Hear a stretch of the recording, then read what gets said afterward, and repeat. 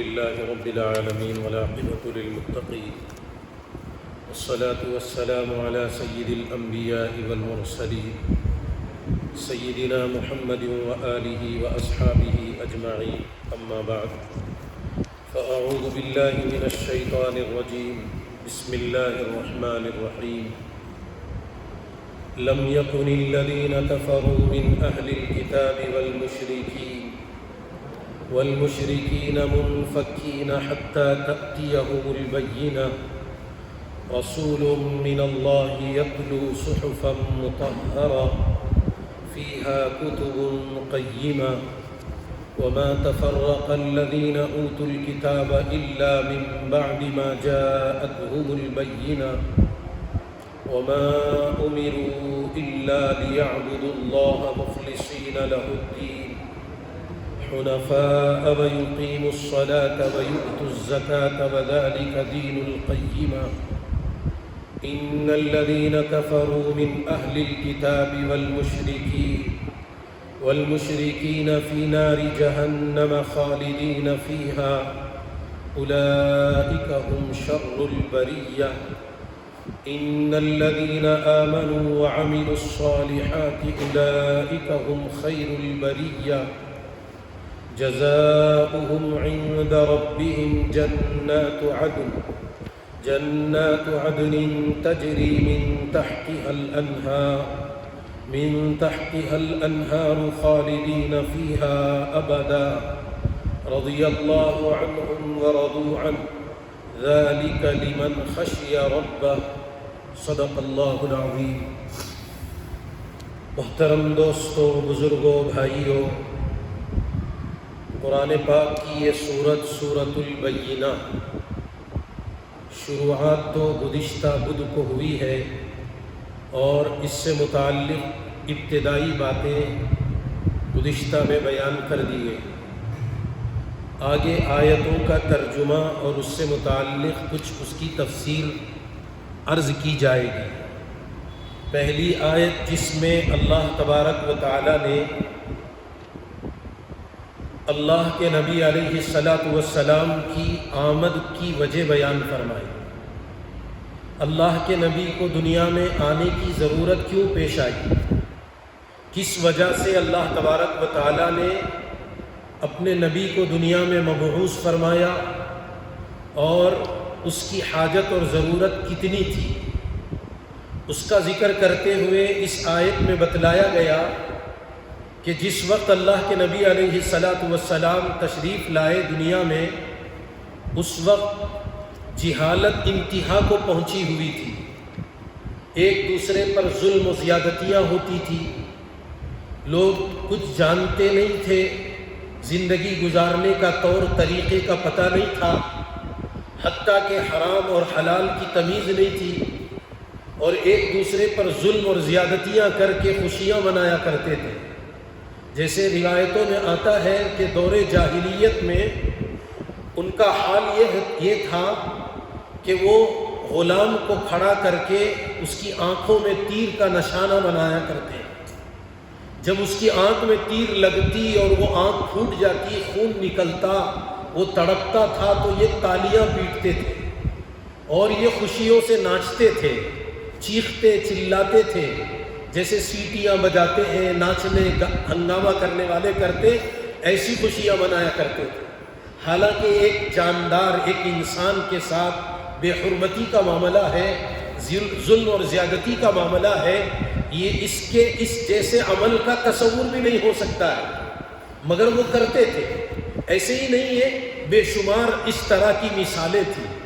آپ اندازہ لگائیے کہ خود اللہ تبارک و تعالیٰ فرما رہے کہ اس وقت میں اس قدر کفر، اس قدر شرک اور اس قدر جہالت لوگوں میں پھیلی ہوئی تھی، اور اتنی گہرائی میں وہ جہالت کے گئے ہوئے تھے کہ ان کو جب تک اللہ کی طرف سے کوئی نشانی، اللہ کی طرف سے کوئی واضح دلیل اور اللہ تبارک و تعالیٰ کی طرف سے کوئی نبی اور رسول نہیں آتے، اس وقت تک ان کی جہالت ختم نہیں ہو سکتی تھی. یعنی اللہ تبارک و تعالیٰ نبی کی حاجت اور ضرورت کو بتا رہے ہیں. اگر نبی نہ آتے دنیا میں اللہ کے نبی علیہ الصلوۃ والسلام کی تشریف آوری نہ ہوتی تو دنیا سے کبھی جہالت ختم نہ ہوتی، دنیا میں کبھی ہدایت نہیں آ سکتی تھی اور لوگ راہ راست پر کبھی بھی نہیں آ سکتے تھے۔ اس لیے ضرورت اس بات کی تھی کہ ان کو اس جہالت سے نکالنے کے لیے ایک نبی کی، ایک رسول کی امت کو، لوگوں کو ضرورت تھی۔ تو اس ضرورت کے پورا کرنے کے لیے اللہ تبارک و تعالیٰ نے پیارے نبی حضرت محمد الرسول اللہ صلی اللہ علیہ وسلم کے مبعوث فرمانے کا فیصلہ کیا۔ دوسری بات جو پہلی آیت میں بیان کی گئی، جس میں اللہ تبارک و تعالیٰ نے ذکر کیا کہ لم یکن الذین کفروا من اہل الکتاب والمشرکین، دو طرح کے کافروں کا، دو طرح کے مشرکوں کا ذکر اس آیت میں کیا گیا۔ ایک مشرک وہ جو اہل کتاب میں سے ہے، ایک کافر وہ جو اہل کتاب میں سے ہے۔ اہل کتاب کا معنی اللہ کے نبی سے پہلے والی امتوں، نبیوں میں حضرت عیسیٰ علیہ السلام گزرے، ان سے پہلے حضرت موسیٰ علیہ السلام گزرے۔ حضرت موسیٰ علیہ السلام، حضرت عیسیٰ علیہ السلام پر ایمان لانے والوں کو یہودی اور نصرانی کہا جاتا ہے۔ اس زمانے میں وہ بہت نیک اللہ والے اور وہ دین برحق تھا اس زمانے میں۔ موسیٰ علیہ السلام کے زمانے میں موسیٰ علیہ السلام کا دین صحیح اور سچا تھا۔ عیسیٰ علیہ السلام کے زمانے میں عیسیٰ علیہ السلام کا دین سچا تھا۔ جب تک نبی موجود تھے، نبیوں کی تعلیمات لوگوں میں پائی جاتی تھی، تو کسی نہ کسی قدر، کسی نہ کسی درجے اہل کتاب میں علم پایا جاتا تھا، کچھ نہ کچھ جانتے تھے۔ ایک ہوتا ہے آدمی کا نیرا جاہل ہو جانا، نیرا کا معنی خالص جہالت، کچھ نہیں جانتا، بچپن سے بڑے ہونے تک اس کو کچھ معلوم ہی نہیں ہے، اسکول بھی نہیں گیا، کہیں تعلیم حاصل نہیں کیا، کسی سے کچھ سیکھا نہیں، معلوم نہیں، تو یہ تو بالکل کٹر قسم کا جاہل آدمی ہو جاتا ہے۔ اور ایک وہ ہوتا ہے جو کچھ نہ کچھ پڑھا لکھا، جاننے والا، کسی نہ کسی سے کچھ نہ کچھ معلومات حاصل کرنے والا ہوتا ہے۔ اسی لیے فرمایا گیا کہ جو آدمی پڑھا لکھا ہوتا، علم والا ہوتا، اس میں اور جاہل میں، ان پڑھ میں بہت بڑا فرق ہوتا ہے۔ دونوں کی تہذیب، تمیز، تمدن، اس میں بھی بڑا فرق ہوتا ہے۔ تو بہرحال ایک کافر، ایک قسم کفر کی وہ تھی جو اہل کتاب میں جس کا ذکر کر رہے ہیں۔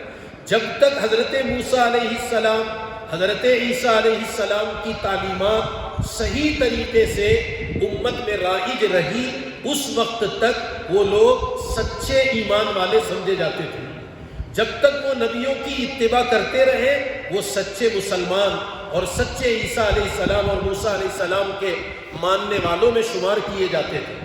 ہوا یہ کہ زمانہ جو گزرتا گیا، آگے بڑھتا گیا، تو ان میں بے دینی کی کیفیتیں، بے دینی کے احوال اور بے دینی پیدا ہونی شروع ہو گئی، یہاں تک کہ ان کے علماء میں دین سے انہوں نے بھی تحریف کرنا شروع کر دیا۔ جو حضرت موسیٰ علیہ السلام پر کتاب نازل ہوئی تورات اور حضرت عیسیٰ علیہ السلام پر انجیل نازل ہوئی، ان کتابوں میں تحریف، رد و بدل کرنا شروع کر دیا۔ لوگ ظلم زبردستی سے مسائل معلوم کرتے اور اپنے مزاج کے مطابق فتوے لینا چاہتے تھے، اور اس کے لیے ہو سکتا ان پر زیادتیاں کرتے۔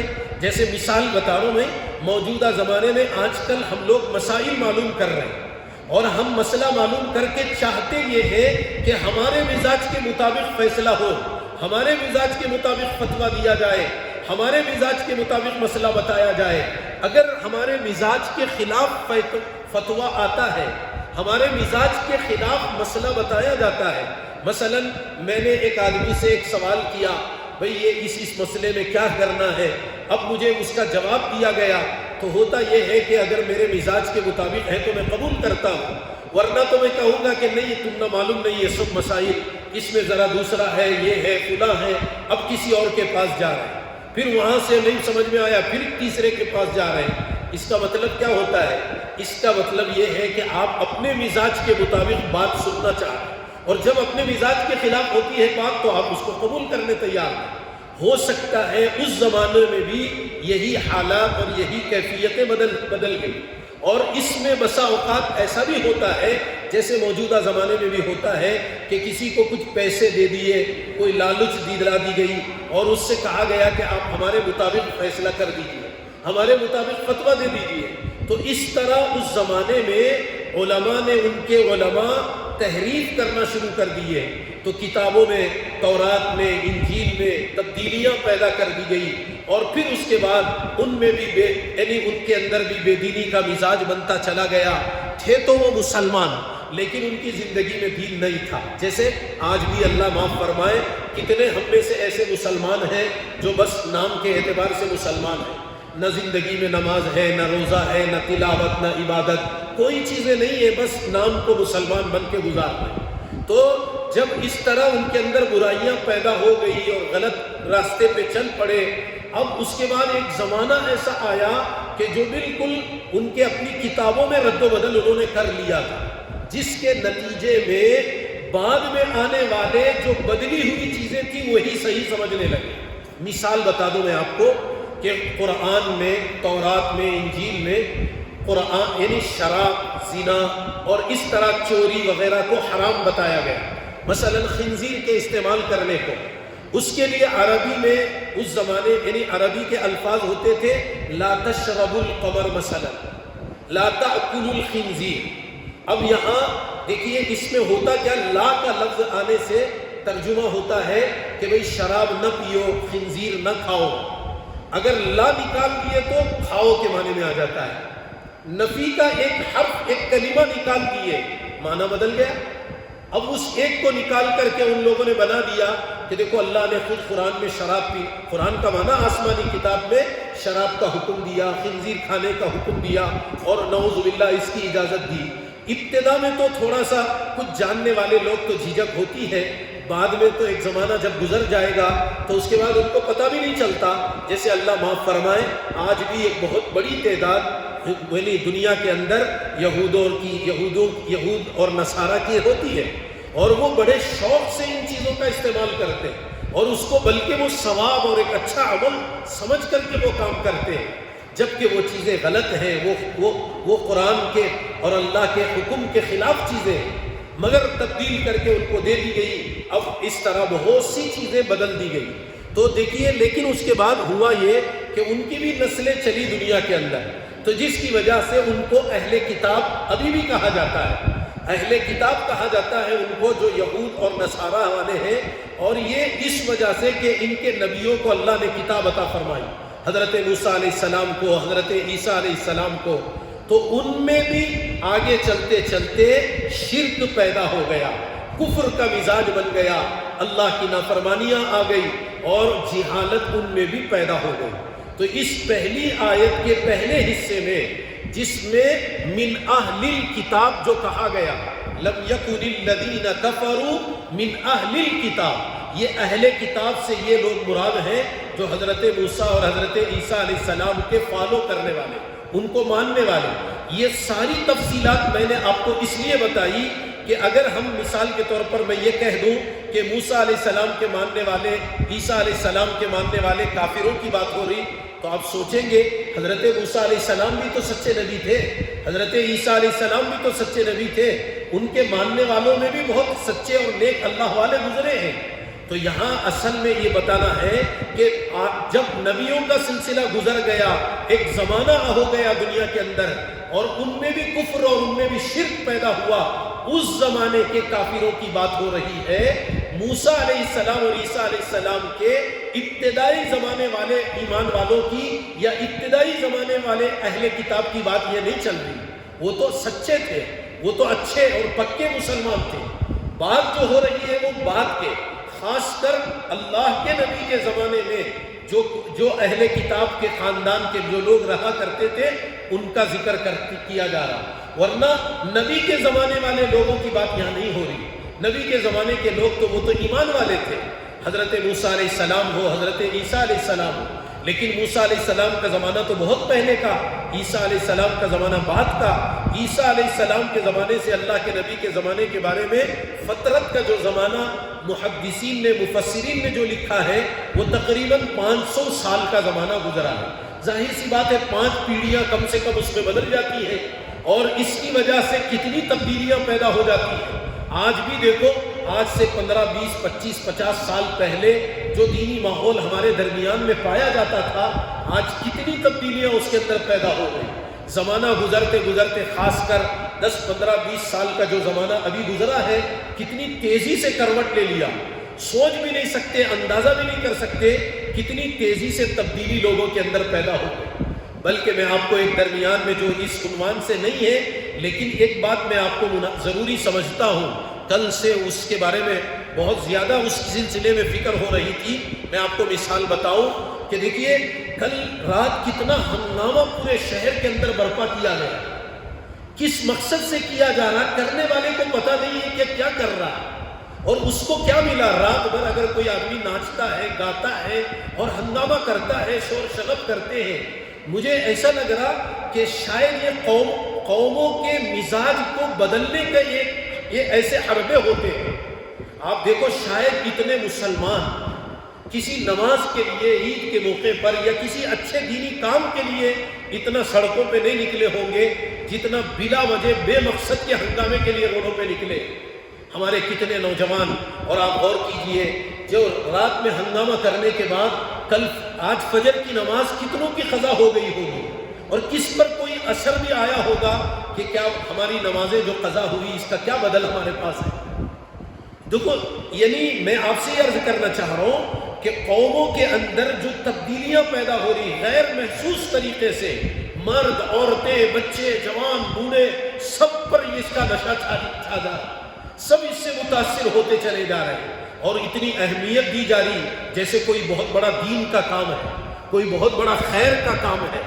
تو ایسے زمانہ، جب میں آپ کو کہہ رہا تھا کہ 500 سال کے بعد کتنی تبدیلی آ سکتی ہے لوگوں کے اندر زندگیوں میں، جیسے اس کی مثال میں آپ سے عرض کر رہا تھا، 15-20 سال کے عرصے میں کتنا مزاج لوگوں کا بدل گیا ہے۔ آپ دین کے تقاضے لاکھوں مرتبہ ان کے سامنے رکھیے، کوئی سننے والا نہیں ہے۔ ابھی رمضان کے بعد ایک امام صاحب سے ملاقات ہوئی، انہوں نے ہم سے کہا کہ حضرت، ہماری مسجد میں سمر کیمپ کے عنوان پر ہر نماز میں، 5 نمازوں میں 8-10 دن مسلسل اعلان کیا گیا، اپنے بچوں کو لا کر سمر کلاس میں داخل کراؤ، دینی تعلیم حاصل کراؤ، بچوں کا وقت ضائع ہو جائے گا، بچے چھٹیوں میں بیکار ہو جائیں گے، لا کر کے اعلان کروایا گیا۔ تو انہوں نے کہا، بڑی مشکل سے 3 سے 6 بچے آئے ہیں پڑھنے کے لیے۔ یہ ہماری دین کا مزاج اور دین کا حال ہے امت کا۔ آپ کتنے مرتبہ کتنا بولیے، کوئی اس پر توجہ دینے والا نہیں ہے۔ جو باطل محنتیں کر رہا، باطل جن چیزوں کی ضرورت ہمیں ہے ہی نہیں، ہمارے سے اس کا کوئی تعلق نہیں، کوئی مقصد نہیں، کوئی فائدہ نہیں۔ آپ بتائیے، جو بھی ہنگامہ کر رہے لوگ، کیا مقصد ہے ان کا، کیا فائدہ ہے، ان کو کیا ملا اس کے بدلے میں؟ ایسی حالتیں اس زمانوں میں بھی تھی، ہر زمانے میں یہ دنیا کا رواج ہے۔ جو زمانہ آگے بڑھتا جاتا ہے، تبدیلیاں، مجموعی طور پر اتنا بڑا ہنگامہ، یہ تو بہت افسوس کی چیز ہے ہمارے لیے بہت دکھ کی بات ہے کہ آج امت کہاں جا رہی ہے، امت اپنی صلاحیتیں کہاں لگا رہی، کتنا مال لوگوں نے ضائع کر دیا، کتنا پیسہ ضائع کر دیا، اور کتنا ہنگامہ برپا کر دیا، اور کتنے لوگوں کو، آنے جانے والوں کو تکلیف ہو گئی اس کی وجہ سے، مگر کسی کو احساس تک نہیں ہے اس کا، کسی کے ذہن میں اس کا خیال تک نہیں آتا ہے۔ تو بہرحال، تو ایسے ہی وہ اہل کتاب جن کی زندگیوں میں ایمان ختم ہو چکا تھا، کفر ان کی جگہ پہ آ گیا، علم ختم ہو گیا، جہالت ان کی زندگی میں آ گئی، پھر بھی خاندانی اعتبار سے علم کا کچھ نہ کچھ اثر ہوا کرتا ہے۔ اس لیے اللہ تبارک و تعالیٰ نے یہاں 2 قسم کے کافروں کا ذکر فرمایا ہے، ایک اہل کتاب کا، یعنی دونوں میں فرق بتانے کے لیے کہ ایک نرے جاہل مکہ کے مشرکین، بلکہ عرب کے جاہل لوگوں کا ذکر، عرب کے مشرکین کا ذکر کر رہے ہیں، ان کے مقابل میں اہل کتاب کے کافروں کا ذکر کر رہے ہیں۔ فرق کیوں کیا جا رہا؟ فرق کرنے کی وجہ یہ ہے کہ یہ ان کے مقابل میں پھر بھی، چونکہ خاندانی اعتبار سے کچھ نہ کچھ اثر تو آدمی میں ہوتا ہے، علم کے اعتبار سے جو آدمی خاندانی ہوتا ہے، کچھ نہ کچھ تمیز، تہذیب باقی رہتی ہے ان کے اندر، لیکن اس کے باوجود اللہ تبارک و تعالیٰ اس آیت میں، سورہ بینہ کی پہلی آیت میں یہ کہہ رہے ہیں کہ ان کافروں کے لیے بھی نبی کے بغیر ہدایت نہیں ملنے والی تھی، ان کافروں کے لیے بھی ایک رسول کی ضرورت ہے، ان کافروں کے لیے بھی اپنے کفر سے باز آنے کے لیے ایک نبی کی حاجت اور ضرورت ہے، جس کی بنیاد پر اللہ نے ان کے درمیان انسانوں پہ رحم کر کے انسانوں کی رہنمائی اور رہبری کے لیے اپنے نبی کے بھیجنے کا اللہ نے فیصلہ فرمایا۔ تو ایک قسم کافروں کی وہ جو اہل کتاب میں سے ہے، دوسری قسم کافروں کی وہ ہے جن کو مشرکین مکہ کہا جاتا ہے۔ عرب کے مشرکین وہ کیا تھے؟ وہ بت پرست تھے۔ عرب کے اندر بت پرستی کا رواج تھا۔ وہ کہتے، حالانکہ جب ان سے پوچھا جاتا تھا کیا اصل دنیا کا حقیقی مالک کون، تو وہ کہتے اللہ۔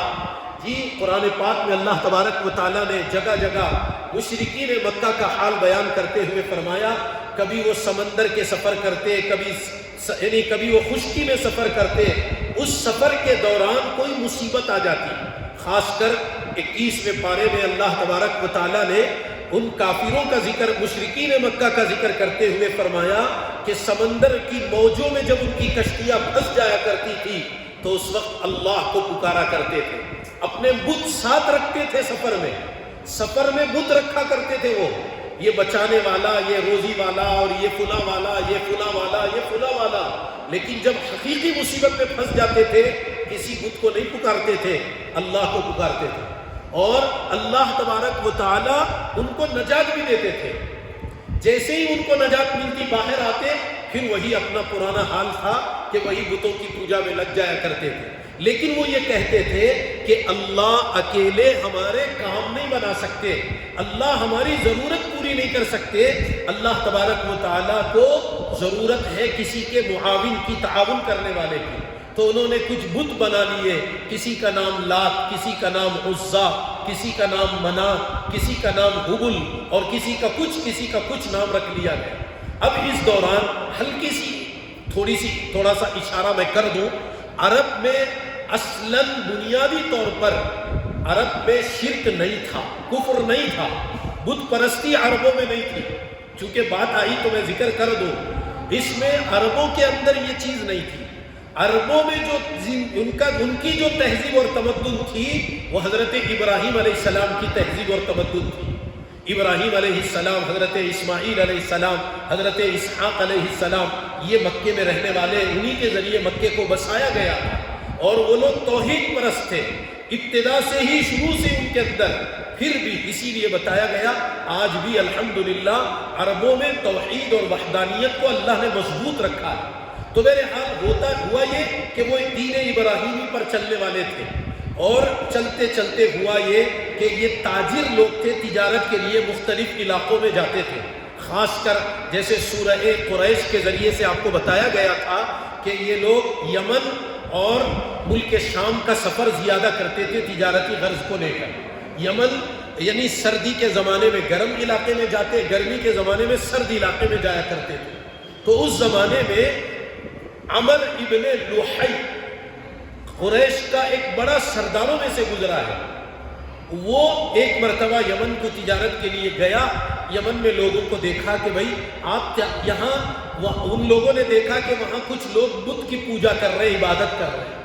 انہوں نے اس سے پوچھا کہ یہ کیا چیز ہے، کیوں اس کی عبادت کر رہے ہیں؟ وہ کہہ رہے ہیں کہ یہ کسی زمانے میں بہت نیک اللہ والے لوگ تھے، ہم ان کے سامنے اپنا سر جھکاتے، ان کے سامنے دعا کرتے، ان کا واسطہ لے کر اللہ سے مانگتے، اللہ ہمارے کام بنا دیتے۔ تو یہ عمر ابن لوحی کو یہ بات پسند آ گئی، اس کو دل کو اچھی لگی، اس نے کہا مجھے بھی ایک دے دو۔ اب اس نے وہاں سے ایک بت سب سے پہلے لانے والا عمر ابن لوحی ہے۔ حدیث میں آیا، پیارے نبی علیہ الصلوۃ والسلام نے فرمایا کہ اول من بدل دین ابراہیم یا دین حنیفا عمر بن لوحی یجر امعاءہ یوم القیامہ، یا یہ روایت میں آتا ہے اللہ کے نبی علیہ السلام نے فرمایا سب سے پہلے عربوں میں بت پرستی اور شرک کی بنیاد رکھنے والا وہ عمر بن لوحی ہے، جس نے یہ بت لا کر کے لوگوں کو اس کی طرف آمادہ کیا، اور نتیجہ یہ اللہ اس کو یہ عذاب دیں گے کل قیامت میں کہ اس کے پیٹ کی ساری آنتیں باہر نکل کر کے پڑی رہے گی، اور وہ ایک جانور کی طرح اس کے گول گھومتا رہے گا، بلکہ وہ جہاں جہاں جائے گا اپنی آنتیں گھسیٹ گھسیٹ کر کے جائے گا۔ یجر امعاءہ، حدیث میں آیا، اللہ کے نبی علیہ السلام نے ارشاد فرمایا۔ تو ہوا یہ کہ انہیں لانے کے بعد سردار تھا، تو اس نے لوگوں سے کہا کہ دیکھو میں ایسا ایسا گیا، یہ ہوا۔ اب لوگ پہلے تھے جی حالت میں، کوئی علم ان کے پاس تھا نہیں، تو ایسے میں بعض لوگوں کو اچھی لگی وہ چیز، وہ لوگ لے کر کے آ گئے۔ اب ان لوگوں نے سوچا کہ بھئی آپ اتنی قیمتی چیز لائے ہیں، اس کو رکھیں گے کہاں؟ آپ اپنے پاس رکھیں گے تو تمہارا اپنا ہو جائے گا یہ، لہذا ایسا کریں گے کہ اس کو کعبۃ اللہ میں رکھ لیں گے۔ پہلی شروعات کعبۃ اللہ میں اس کو رکھا گیا۔ پھر اس کے بعد ہر خاندان کا سردار اپنے اپنے طور پر ایک ایک لے کر کے آ گیا۔ اس نے کہا تمہارا اکیلے کا کیوں، ہمارا معبود بھی، ہمارے خدا کو بھی رکھا جائے گا۔ وہ ہر اس دوسرے نے لا کر کے رکھا، تیسرے نے رکھا، چوتھے نے رکھا، یہاں تک کہ جیسے روایتوں میں بتایا جاتا 313 بت، یعنی اس میں 300 بت کعبۃ اللہ میں رکھے گئے تھے۔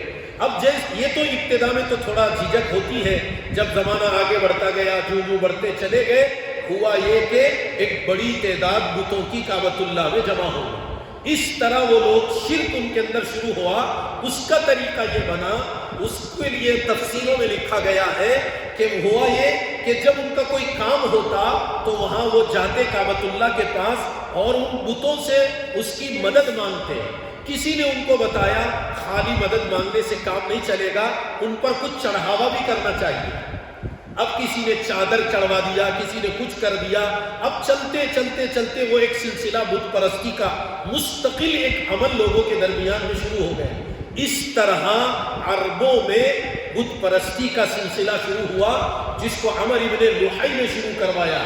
اللہ تبارک و تعالیٰ نے مشرکین مکہ کا جو ذکر کیا، یہ وہی بت پرستوں کا ذکر کر رہے ہیں جو بتوں کی پوجا کرتے کرتے اللہ کی وحدانیت کو چھوڑ کر انہی میں سے ہر موقع کا بت الگ الگ بنانے لگ گئے۔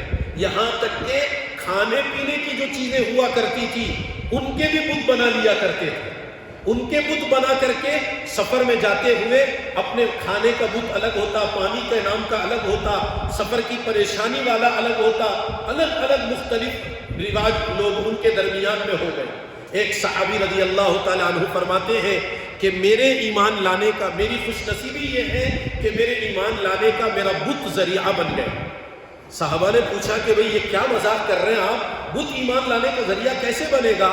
تو انہوں نے کہا میں کھانے کی کھجور وغیرہ کا، اس میں سے کھجور کا وہ مغز نکال کر کے میں نے اس کا ایک بت بنایا، بنا کر کے، یا میں نے کسی چیز کا ایک بت بنا کر کے میں راستے میں سفر میں جا رہا تھا، راستے میں مجھے ضرورت پیش آئی تو میں نے اپنا بت وہاں رکھا، وہ سارے سامان ایک جگہ رکھے اور میں اپنی حاجت پوری کرنے کے لیے ایک دور جگہ چلا گیا۔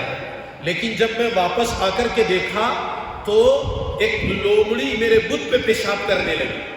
میں نے دیکھا کہ بھئی یہ کیسا بت ہے جو میری حفاظت کرتا، میں سمجھ رہا تھا وہ خود اپنی حفاظت نہیں کر پا رہا، میری حفاظت کیسے کرے گا؟ تو میرے دل میں یہ بات بیٹھ گئی، مجھے یہ بات سمجھ میں آ گئی، میرا یہ عمل غلط ہے، یہ عمل میرا صحیح نہیں ہے۔ جو خود اپنی حفاظت نہ کر سکے وہ میری حفاظت کیسے کرے گا؟ میرے دل میں اسی دن سے بت پرستی کی برائی بیٹھ گئی تھی۔ لیکن جب اللہ کے نبی کا پیغام میرے پاس پہنچا، نبی پاک علیہ السلام جو ایمان اور توحید کی دعوت میرے تک آئی، تو مجھے وہ بات بہت اچھی لگی اور میں نے فوراً ایمان قبول کر لیا۔ اس طرح میرے بت میرے ایمان کا سبب اور ذریعہ بن گئے۔ تو بہرحال میں آپ سے عرض کرنا چاہ رہا تھا کہ مشرکین مکہ، دو قسم کے مشرکوں کا ذکر کیا گیا۔ لم یکن الذین کفروا من اہل الکتاب والمشرکین، اہل کتاب کے کافر اور مشرکوں کے کافر وہ کیا نہیں تھے؟ منفکین، وہ جدا ہونے والے نہیں تھے اپنے کفر سے، اپنے شرک سے، اپنی بت پرستی سے اور اپنی جہالت سے وہ جدا ہونے والے نہیں تھے۔ حتی تأتیہم البینہ، یہاں تک کہ ان کے پاس کوئی واضح دلیل نہ آ جائے۔ اب یہاں ایک بات اور ہے سمجھنے کی، وہ یہ ہے کہ اللہ تبارک و تعالیٰ نے حضور کے زمانے میں موجودہ صرف اس علاقے کے یعنی عرب کے کافر اور عرب کے اہل کتاب کا ذکر اس میں نہیں کیا گیا، بلکہ دنیا بھر کے اہل کتاب، دنیا بھر کے کافر مراد لیے گئے۔ مفسرین نے باقاعدہ اس کی وضاحت کی ہے، یہاں جن مشرکین اور جن کافروں کا ذکر کر رہے ہیں، جن اہل کتاب کا ذکر کیا گیا، اس سے دنیا بھر کے کافر، دنیا بھر کے اہل کتاب مراد ہے۔ اس میں ایک نکتہ ہے، اس میں ایک باریک بات مفسرین نے یہ لکھی ہے کہ دنیا بھر کے کافر کیوں مراد لیے جا رہے ہیں۔ ان کی اس کی وجہ یہ ہے کہ اللہ کے نبی علیہ السلام کی نبوت محض عرب کے علاقے کے لیے نہیں تھی، سارے عالم کے لیے تھی، بتانے کے واسطے۔ یعنی اللہ تبارک و تعالیٰ اس کے ذریعے سے دنیا والوں کو یہ پیغام دے رہے، ہمارے نبی کی نبوت، ہمارے نبی کی رسالت یہ محدود نہیں ہے کسی علاقے کے لیے۔ جیسے اس سے پہلے، اللہ کے نبی سے پہلے انبیاء علیہ السلام کے دائرہ کار محدود ہوا کرتے تھے، ان کے علاقے محدود ہوتے تھے، ایک ایک وقت میں کئی نبی پائے جاتے تھے اس زمانے میں۔ آپ دیکھیں گے حضرت موسیٰ علیہ السلام مصر سے نکلے تھے فرعون سے بچنے کے لیے۔ حضرت موسیٰ علیہ السلام نے راستے میں جب جا رہے تھے تو ایک قبطی اور ایک اسرائیلی، موسیٰ علیہ السلام کا ماننے والا فرعون کے ماننے والے کے درمیان لڑائی ہو گئی، تو حضرت موسیٰ علیہ السلام کے ماننے والا اسرائیلی نے مدد کے لیے بلایا۔ حضرت موسیٰ علیہ السلام مدد کے لیے گئے اور اس کو ڈرانے کے ارادے سے ایک گھوسا مارا، جس میں وہ مر گیا۔ فَوَكَزَهُ مُوسَى فَقَضَى عَلَيْهِ، فرمایا کہ موسیٰ علیہ السلام نے ایک گھوسا مارا، وہ مر گیا۔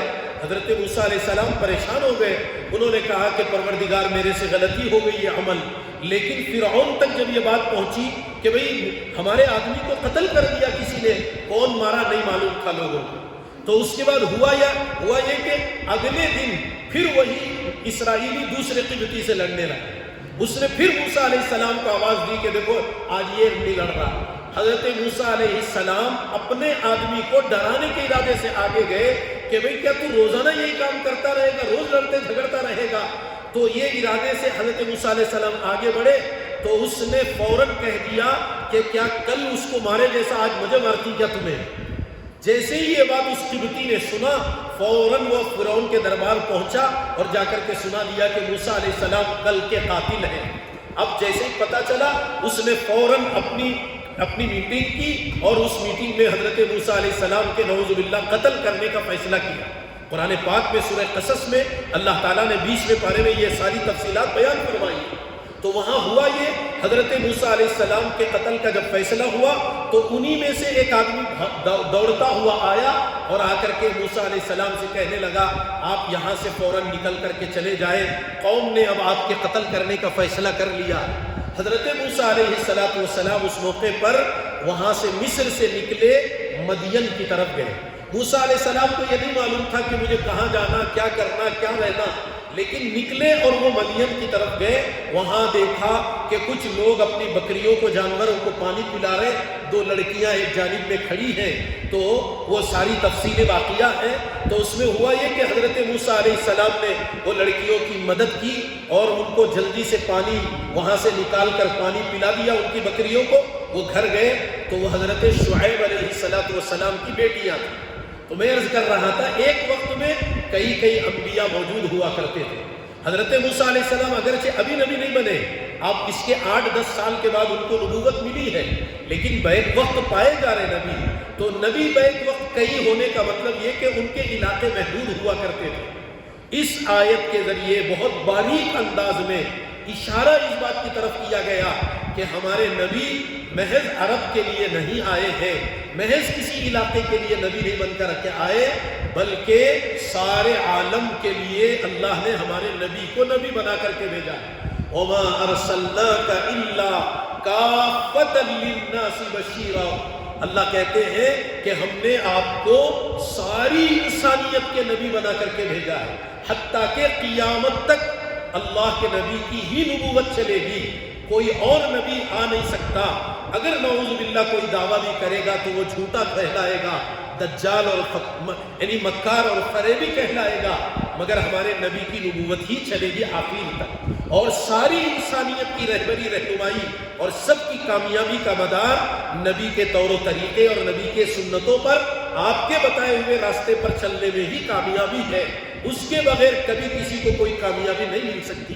تو یہاں اس میں اللہ تبارک و تعالیٰ نے یہ جو ذکر کیا کہ لم یکن الذین کفروا، بعض آنے والے نہیں تھے وہ کافر، من اہل الکتاب، جو اہل کتاب میں سے ہیں، والمشرکین، اور مشرکین میں سے ہیں۔ یہ منفقینہ کا ترجمہ پہلے کر لیا گیا، حتی تأتیہم البینہ، یہاں تک کہ ان کے پاس کوئی واضح دلیل نہ آ جائے۔ اور وہ واضح دلیل کیا ہے؟ کیا اللہ نے ان کی ہدایت کے لیے بھیجا؟ خود اللہ تعالیٰ نے آگے والی آیت میں فرمایا رسول من اللہ، اللہ کی جانب سے ایک رسول، یتلو صحفا مطہرہ، جو ان کے سامنے پاکیزہ صحیفے تلاوت کرتے ہیں، پڑھ کے سناتے ہیں۔ دیکھیے عربی میں پڑھنے کے لیے قرأ یقرأ قراءت کا لفظ آتا ہے، اور یہاں یتلو کا لفظ استعمال کیا گیا۔ کیا مطلب ہوتا ہے؟ اللہ کی طرف سے وحی والی آیتیں جس انداز میں اتاری گئی اسی انداز میں نقل کرنے کا نام یتلو ہے۔ جو جیسے سمجھ میں آیا ویسے پڑھ لیتا ہے تو وہ تو قرأت ہے، وہ تو یعنی وہ پڑھنا کہلاتا ہے۔ دنیا بھر میں مختلف کتابیں، مختلف چیزیں پڑھی جاتی ہیں، مگر قرآن کا ایک طرز، ایک انداز، اس کی تجوید، اس کی تہذیب اور اس کا تلفظ، حتیٰ کہ اس کی ایک ایک چیز محفوظ کر کے رکھی گئی ہے۔ کون سا حرف کیسے پڑھا جائے گا، کہاں مخرج اس کا کیا ہے، کیسے نکالا جائے گا، اور اس کو مخرج کے بغیر اگر پڑھا جاتا ہے تو اس میں کیا تبدیلی آ سکتی ہے اور اس کی وجہ سے کیا اثر ہوتا ہے، وہ ساری تفصیلات یتلو کے ذریعے سے بیان کی ہیں۔ وقت نہیں ہے، انشاءاللہ اگر اللہ موقع دے آئندہ میں اس کا ذکر کیا جائے گا۔ اللہ سے دعا کرے کہ پروردگار صحیح معنوں میں قرآن کی ان باتوں کے ذریعے سے جو اصل پیغام ہمیں دیا جا رہا، تو ہمارے لیے نبی کی کتنی حاجت اور ضرورت ہے، رسول کی کتنی حاجت اور ضرورت ہے، اس کو سمجھنے کی اللہ ہمیں توفیق عطا فرمائے۔ اگرچہ اب نبی کی ذات موجود نہیں ہے، مگر نبی کی تعلیمات موجود ہیں، نبی کے بتائے ہوئے طور طریقے موجود ہیں۔ جیسے نبی کے ذات کے موجودگی کے زمانے میں نبی کی ذات ضروری تھی، آج کے زمانے میں نبی کی تعلیمات بھی ویسے ہی ہماری ضرورت کی چیز۔ ہماری دنیا اور آخرت کی بھلائی اور کامیابی اسی طور طریقے میں ہے، اس کے بغیر ہماری دنیا اور آخرت کی کامیابی ہمیں نہیں مل سکتی ہے۔ اللہ سے دعا ہے کہ اللہ تعالی ہم تمام کو صحیح معنوں میں قرآن کی ان باتوں کو سمجھنے کی اور اس پر عمل کرنے کی اللہ ہم سب کو توفیق عطا فرمائے۔ اگلی مرتبہ انشاءاللہ مدرسے میں چھٹی کا سلسلہ ہے، عید کا موقع ہے، تو اس کے بعد والے بدھ کو انشاءاللہ تفسیر کا سلسلہ ہمارا دوبارہ شروع کیا جائے گا۔ اگلے بدھ کو انشاءاللہ چھٹی رہے گی تفسیر کے لیے۔